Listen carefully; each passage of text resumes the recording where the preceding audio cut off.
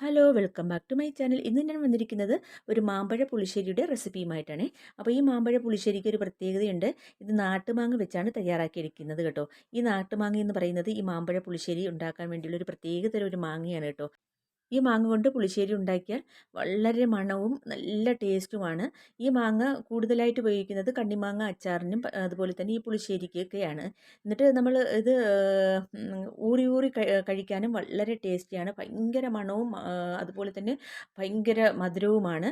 അപ്പോൾ നമുക്ക് ഈ മാങ്ങ കൊണ്ട് എങ്ങനെയാണ് പുളിശ്ശേരി തയ്യാറാക്കി എടുക്കുന്നതെന്ന് ഒന്ന് നോക്കാം. അപ്പോൾ നമുക്ക് വീഡിയോയിലേക്ക് പോയാലോ? അപ്പോൾ ഞാൻ ദാ ഈ മാമ്പഴ പുളിശ്ശേരി ഉണ്ടാക്കാൻ വേണ്ടി ഒരു 4 മാങ്ങ ഞാൻ എടുത്തിട്ടുണ്ട്. ഈ മാങ്ങയ്ക്ക് കളർ ഇത് തന്നെയാണ് കേട്ടോ. കൂടുതലങ്ങ് തൊലി നല്ല മഞ്ഞ കളറായിരിക്കില്ല.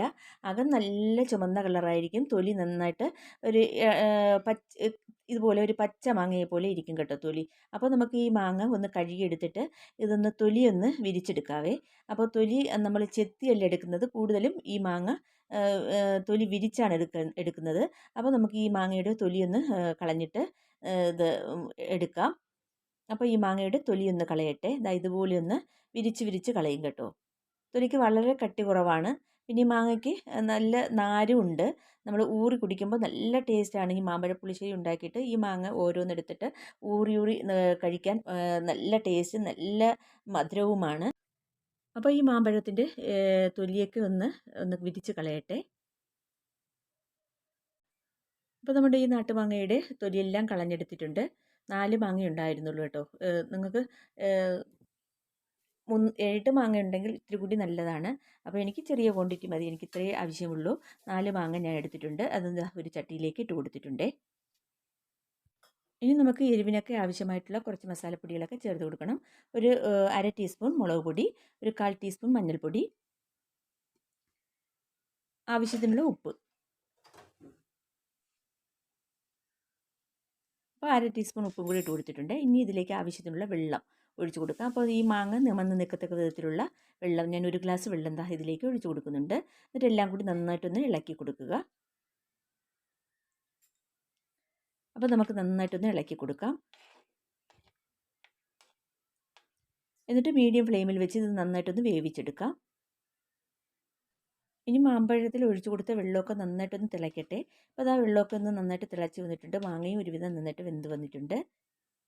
കുറച്ചും കൂടി വെള്ളം വറ്റിയതിന് ശേഷം നമുക്കിതിലേക്ക് കുറച്ച് കട്ടിയായിട്ടുള്ള ശർക്കരപ്പാവ് ഒഴിച്ചു കൊടുക്കണമേ. അപ്പോൾ ഇതാ നമ്മുടെ ഒഴിച്ചു കൊടുത്ത വെള്ളമൊക്കെ ഏകദേശം വറ്റിയിട്ടുണ്ട്. വീണ്ടും ഒന്ന് ഇളക്കി കൊടുക്കാം.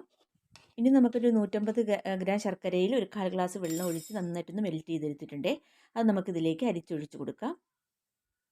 എന്നിട്ട് ഈ ശർക്കരപ്പാവിൽ കിടന്ന് കുറച്ചും കൂടി വെന്ത് കിട്ടാനുണ്ട്. ഈ മാങ്ങ ഈ ശർക്കരപ്പാവൊക്കെ പിടിച്ചെടുത്തിട്ട് മാങ്ങ നന്നായിട്ടൊന്ന് അലുത്ത് വരണം കേട്ടോ. അപ്പോൾ ഈ സമയം നമുക്ക് ഇതിലേക്ക് ഒരു ടീസ്പൂൺ നെയ്യ് ഒഴിച്ച് കൊടുക്കാം. അപ്പോൾ ഈ നെയ്യും ശർക്കരയും കൂടി ഈ മാങ്ങ നന്നായിട്ട് പിടിച്ചെടുക്കുകയെ. അപ്പോൾ ദാ ഇതിലേക്ക് ഒരു ടീസ്പൂൺ നല്ല ശുദ്ധമായിട്ടുള്ള നെയ്യ് ഒഴിച്ച് കൊടുക്കാം. എന്നിട്ട് എല്ലാം കൂടി ഇളക്കി കൊടുക്കാം. ഈ ശർക്കരപ്പാവ്, നെയ്യ് എന്നിവ ഈ മാങ്ങ നന്നായിട്ട് പിടിച്ചെടുക്കുകയും നന്നായിട്ട് പിടിച്ചെടുത്ത് നല്ലൊരു മണമുണ്ടാവും ഈ സമയം. ശർക്കരപ്പാവൊക്കെ ഒന്ന് നന്നായിട്ടൊന്ന് തിളച്ചൊന്ന് കുറുകി വരട്ടെ. ഇനി നമുക്കിതിലേക്ക് ഒരു അരപ്പ് തയ്യാറാക്കാം. അപ്പോൾ ഒരു മിക്സിയുടെ ജാർ എടുത്തിട്ടുണ്ട്. ഈ ജാറിലേക്ക് നമുക്ക് ഒരു 2 പിടി തേങ്ങ ഇട്ട് കൊടുക്കാവേ. അപ്പോൾ ഇതാ 2 പിടി തേങ്ങ ഇട്ട് കൊടുത്തിട്ടുണ്ട്. ഇനി ഇതിലേക്ക് 1/4 ടീസ്പൂൺ മുളക് പൊടി, ഒരു 1/4 ടീസ്പൂൺ മഞ്ഞൾപ്പൊടി, ഇത് രണ്ടും കുറേശ്ശെ ഇട്ട് കൊടുത്തതിന് ശേഷം നമുക്കിതിലേക്ക് കട്ടി തൈര് 1 കപ്പ് ഒഴിച്ചു കൊടുക്കാവേ. നല്ല പുളിയുള്ള തൈരാണേ. മാങ്ങ നല്ല മധുരം ആയതുകൊണ്ട് പുളിയുള്ള തൈര് തന്നെ തിരഞ്ഞെടുക്കാൻ നോക്കുക. അപ്പോഴാണ് ആ പുളിയും മധുരവും ഒക്കെ എല്ലാം കൂടെ അടങ്ങുമ്പോൾ നമുക്ക് ആ മാമ്പഴ പുളിശ്ശേരി കഴിക്കാൻ നല്ല ടേസ്റ്റ് ഉണ്ടാവുക. അപ്പോൾ നന്നായിട്ട് ഇതൊന്ന് അരച്ച് മാറ്റി വയ്ക്കാം. അപ്പോൾ ഇതാ നമ്മുടെ മാമ്പഴം ശർക്കരയൊക്കെ ഒഴിച്ചു കൊടുത്തതിന് ശേഷം നന്നായിട്ട് വറ്റി വന്നിട്ടുണ്ട്. ശർക്കരയും നെയ്യൊക്കെ ആ മാങ്ങയിൽ പിടിച്ച് വന്നിട്ടുണ്ട്. മാങ്ങ നന്നായിട്ട് അലുത്ത് വന്നിട്ടുണ്ട് കേട്ടോ. നല്ല മണമാണേ ഈ സമയം. നന്നായിട്ട് ഇളക്കി കൊടുക്കാം. ഇത് ഓരോ മാങ്ങയും നമ്മളെടുത്ത് ഊറുമ്പോഴുണ്ടല്ലോ എന്തൊരു ടേസ്റ്റ് ആയിരിക്കുമെന്നോ. അപ്പോൾ ഉപ്പും മധുരവും എരിവൊക്കെ കറക്റ്റാണ് കേട്ടോ. ഇനി നമുക്ക് അരച്ച് വെച്ചിരിക്കുന്ന അരപ്പ് ഇതിലേക്ക് ഒഴിച്ചു കൊടുക്കാം. പുളിയുള്ള തൈരൊക്കെ ചേർത്ത് അരച്ച് വെച്ചിരിക്കുന്ന അരപ്പ് നമുക്കിതിലേക്ക് ഒഴിച്ചു കൊടുക്കാവേ.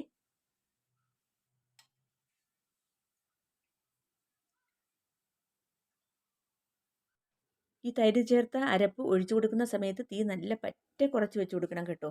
എന്നിട്ട് കൂടുതലിട്ട് തിളപ്പിക്കരുത്. അത് നമ്മൾ നന്നായിട്ട് ശ്രദ്ധിക്കണം. കൂടുതൽ നേരം ഇട്ട് തിളപ്പിച്ച് കഴിഞ്ഞാൽ പിന്നെ ഈ തൈര് ചേർന്നിരിക്കുന്നതുകൊണ്ട് പുളിശ്ശേരി ഒരുമാതിരി പിരിഞ്ഞ് പോയതുപോലെ ഇരിക്കും കേട്ടോ. അപ്പോൾ ബൗൾ കഴുകിയിട്ട് ഒരു ടേബിൾ സ്പൂൺ വെള്ളം കൂടി ഒഴിച്ച് കൊടുത്തിട്ടുണ്ട്. ഞാനിപ്പോൾ ഫ്ലെയിം ഓഫാക്കിയേ. ആദ്യം കിടന്ന തിളയിൽ തന്നെ കിടന്ന് അരപ്പൊക്കെ ആ പച്ചമണമൊന്ന് മാറിക്കിട്ടുവേ. എന്നിട്ട് നന്നായിട്ട് ഇളക്കി കൊടുക്കുക. നന്നായിട്ട് മിക്സാക്കി എടുത്തതിന് ശേഷം ഒന്ന് ഉപ്പൊക്കെ ഉണ്ടോ എന്ന് ഒന്നും കൂടി ഒന്ന് ചെക്ക് ചെയ്യുക. അപ്പോൾ ഉപ്പിൻ്റെ കുറവ് കുറച്ചുണ്ടായിരുന്നേ. അപ്പോൾ ഞാനൊരു 1/4 ടീസ്പൂൺ ഉപ്പും കൂടി ഇതിലേക്ക് ഇട്ട് കൊടുക്കുന്നുണ്ട്.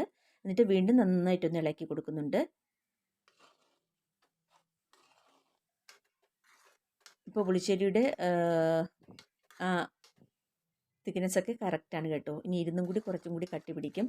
അപ്പോൾ അതാ ഉപ്പ് നോക്കിയപ്പോൾ ഉപ്പും എരിവും പുളിയൊക്കെ കറക്റ്റായിരുന്നു. നല്ല ടേസ്റ്റുണ്ട്, നല്ല മണവുമുണ്ട്.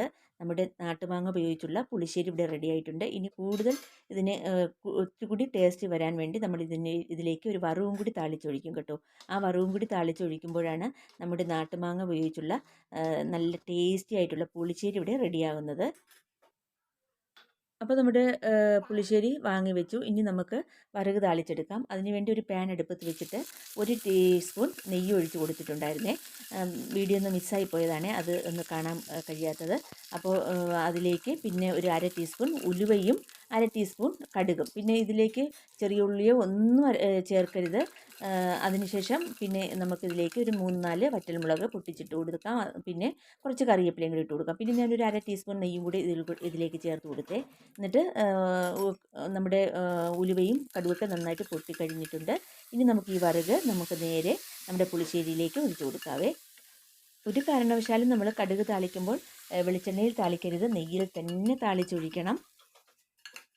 അതാണ് ഈ പുളിശ്ശേരിക്ക് ഒരു പ്രത്യേക ടേസ്റ്റ്. അപ്പോൾ അതാ നമ്മുടെ വറക്കും കൂടി താളിച്ചൊഴിച്ച് കൊടുത്തിട്ട് ഞാനൊന്ന് ഇളക്കി കൊടുത്തിട്ടുണ്ട്. നമ്മൾ മണമാണെങ്കിൽ അസാധ്യമാണ് കേട്ടോ ഈ നാട്ടുമാങ്ങ ഉപയോഗിച്ചുകൊണ്ടുള്ള പുളിശ്ശേരി തയ്യാറാക്കിയെടുക്കുമ്പോൾ. പിന്നെ ടേസ്റ്റ് പറയേണ്ടതില്ല. നെയ്യൊക്കെ ചേർത്ത് നമ്മൾ തയ്യാറാക്കിയിരിക്കുന്നതുകൊണ്ട് അതീവ രുചിയുള്ളൊരു പുളിശ്ശേരിയാണ്. കണ്ടില്ലേ മാങ്ങയൊക്കെ കിടക്കുന്നത്. ചൂടാറിയപ്പോൾ പുളിശ്ശേരി നല്ല കട്ടിയും ആയിട്ടുണ്ട്. അപ്പോൾ ഇന്നത്തെ വീഡിയോ നിങ്ങൾക്ക് എല്ലാവർക്കും ഇഷ്ടമായെന്ന് വിചാരിക്കുന്നു. വീഡിയോ ഇഷ്ടമായ ഒന്ന് ലൈക്ക് ചെയ്യാനും ഷെയർ ചെയ്യാനും കമൻറ്റ് ചെയ്യാനൊന്നും മറന്നു പോകരുതേ. പിന്നെ എൻ്റെ വീഡിയോ ആദ്യമായിട്ട് കാണുന്ന കൂട്ടുകാരുണ്ടെങ്കിൽ പ്ലീസ് ഒന്ന് സബ്സ്ക്രൈബ് ചെയ്തൊന്ന് സപ്പോർട്ട് ചെയ്യണേ. അപ്പോൾ നിങ്ങളുടെ സപ്പോർട്ട് ഉണ്ടെങ്കിൽ മാത്രമേ നമുക്ക് മുന്നോട്ട് പോകാൻ കഴിയുള്ളൂ. അപ്പോൾ നിങ്ങളുടെ സപ്പോർട്ട് തുടർന്നും അങ്ങോട്ടുണ്ടാകുമെന്ന് പ്രതീക്ഷിക്കുന്നു. അപ്പോൾ ഇതുപോലുള്ള നല്ല വീഡിയോസുമായിട്ട് വീണ്ടും വരുന്നത് വരെ നിങ്ങൾക്ക് എല്ലാവർക്കും താങ്ക് യു.